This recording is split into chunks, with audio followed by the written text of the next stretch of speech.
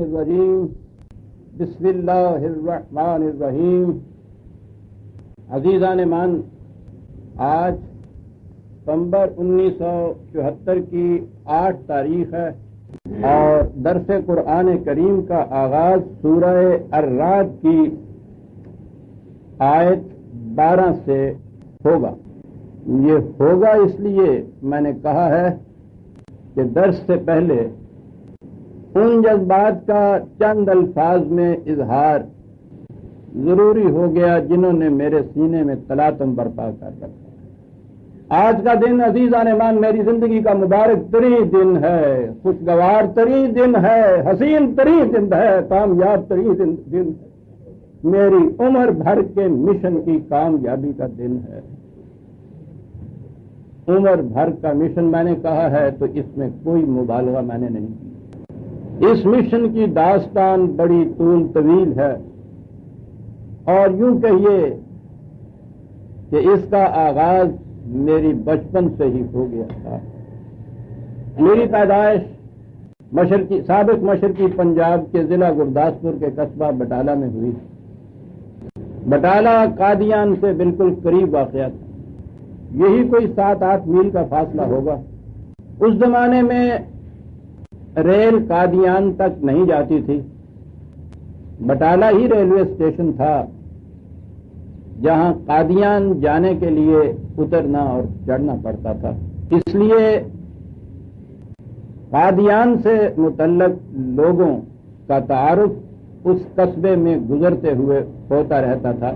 جس طرح دریا کے قریب گاؤں کے لڑکے پیدائشی پیراک ہوتے ہیں، ہم بٹالے کے بچے، اور بٹالہ بڑا مذہبی گھرانہ تھا، ہم بٹالے کے بچوں کو ابتدائی سے اس مسئلہ ختم نبوت کے ساتھ ایک قلبی لگاؤ پیدا ہوا. آج ان واقعات کا ایک ایک جز میری آنکھوں کے سامنے سنیما کی تصویر کی طرح پھر رہا ہے. ایک ہی گاڑی دن کے وقت بٹالہ سے گزرا کرتی تھی. میری ابتدائی تعلیم وہی مسجد اور مکتب کی تھی. ہم مکتب کے بچے ریلوے اسٹیشن پہ چلے جاتے. مرزائی حضرات وہاں سے اترتے تو جہاں سے انہیں آگے قادیان کے لیے سواری ملتی تھی وہاں سے کوئی 1-1.5 میل کا فاصلہ تھا. وہاں تک قریباً پیدل جانا پڑتا تھا. تو جو بھی وہاں سے ان میں سے کوئی اترتا وہ 1-1.5 میل تک ہم اس کے ساتھ ہو لیتے اور مسلسل مناظرہ کرتے چلے جاتے. اور واپسی پر ادھر سے کوئی مل جاتا. یہ چیز ریلوے اسٹیشن تک جاری رہتی. میں نے عرض اس لیے کیا ہے کہ یہ مشن بچپن سے شروع ہوا. پھر جب ذرا بڑے ہوئے تو اسی بٹالے میں ہم نوجوانوں نے ایک انجمن قائم کی. اس کا نام ہی انجمن شباب المسلمین تھا. بٹالے میں جلسے کیا کرتے مرزائیت کے خلاف اور ہندوستان بھر کے جید علماء کرام اس میں شریک ہوا کرتے. مولانا سید عطا اللہ شاہ بخاری مرحوم، ان کا پہلا تعارف انہی جلسوں کی نسبت سے دنیا میں ہوا. وہ امرتسر کی ایک مسجد کے خطیب. دیوبند کے بڑے بڑے جید علماء کرام ان جلسوں میں شرکت کرتے اور پھر آہستہ آہستہ ہم نے یہ نہج ڈالی کہ یہ جلسے خود قادیان میں جا کر ہم منعقد کیا کرتے. میں یہ اس لیے عرض کر رہا ہوں کہ یہ جسے میں نے اپنی زندگی کا مشن کہا ہے اس کی ابتدا کہاں سے ہو رہی ہے. بات آگے بڑھتی گئی. 1926 میں ریاست بہاولپور کی ایک عدالت میں ایک مسلم خاتون نے ایک مقدمہ دائر کیا جس میں اس نے کہا کہ میرا خاوند مرزائی ہو گیا ہے اور مرزائی ہونے کی بنا پہ وہ مسلمان نہیں رہا، اس لیے اس کے ساتھ میرا نکاح منسوخ قرار دیا جائے. جہاں تک میرے علم میں ہے اور اس زمانے میں بھی ہمیں یاد پڑتا تھا، یہ اپنی نوعیت کا پہلا مقدمہ تھا. مقدمہ انہی فریقین تک نہ رہا بلکہ یہ ایشو بن گیا مسلمانوں کا اور مرزائیت کا، تو سوال یہ رہ گیا کہ ایک شخص مرزائی ہو جانے کے بعد مسلمان رہتا ہے یا نہیں۔ چنانچہ وہ مدعیہ اور اس کے ساتھ مدعا علیہ وغیرہ کا تو نام بھی کسی کو شاید یاد نہ تھا، ہندوستان بھر کے بڑے بڑے جید علماء کرام ادھر سے آتے تھے اور مرزائیوں کی طرف سے، دوسری طرف سے ان کے ہاں کے اتنے علماء آتے تھے۔ سن 26 سے یہ مقدمہ شروع ہوا۔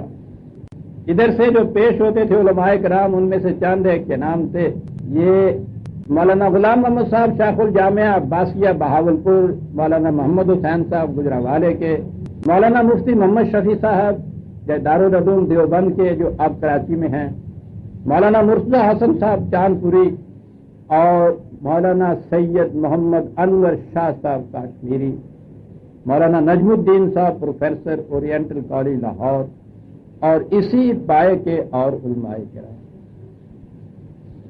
1926 سے 1935 تک یہ مقدمہ دائر رہا، 9 سال تک۔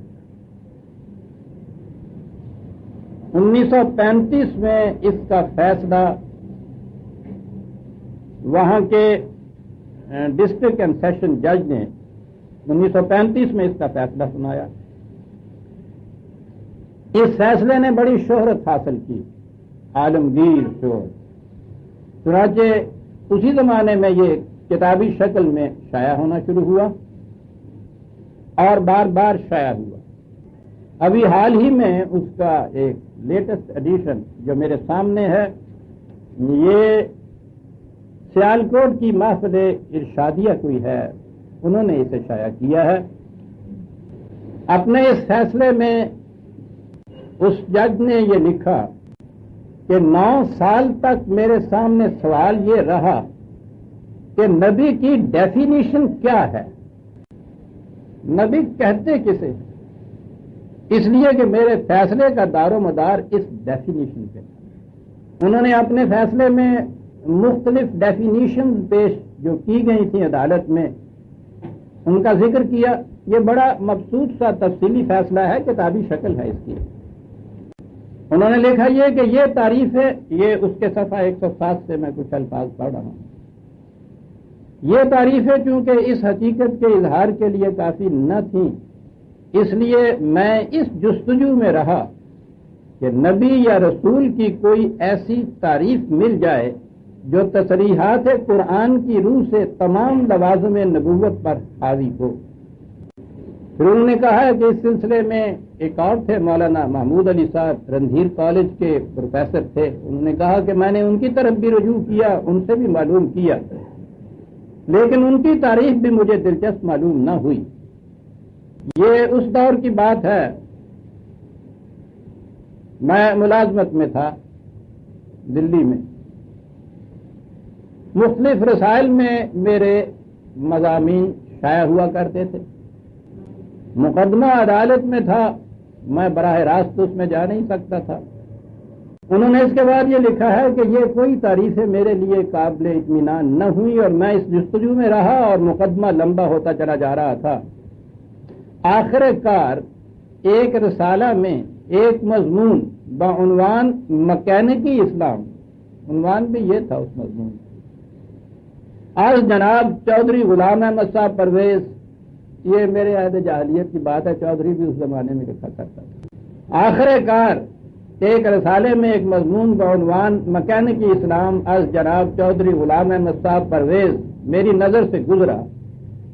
اس میں انہوں نے مذہب اسلام کے متعلق آج کل کے روشن ضمیر طبقہ کے خیالات کی ترجمانی کی ہے اور پھر خود ہی اس کے حقائق بیان کیے ہیں۔ مضمون ختم نبوت سے متعلق نہیں تھا، ضمناً یہ بات اس میں آ گئی تھی۔ انہوں نے لکھا کہ اس سلسلے میں نبوت کی جو حقیقت انہوں نے بیان کی ہے، میری رائے میں اس سے بہتر اور کوئی بیان نہیں کی جا سکتی، اور میرے خیال میں فریقین میں سے کسی کو اس پر انکار نہیں ہو سکتا، اس لیے میں ان کے الفاظ میں ہی اس حقیقت کو بیان کرتا ہوں۔ اور اس کے بعد انہوں نے وہ میرا مضمون جو تھا اس میں سے یہ اقتباسات دیے، اور یہ سارا کچھ نقل کرنے کے بعد انہوں نے کہا کہ آج میرا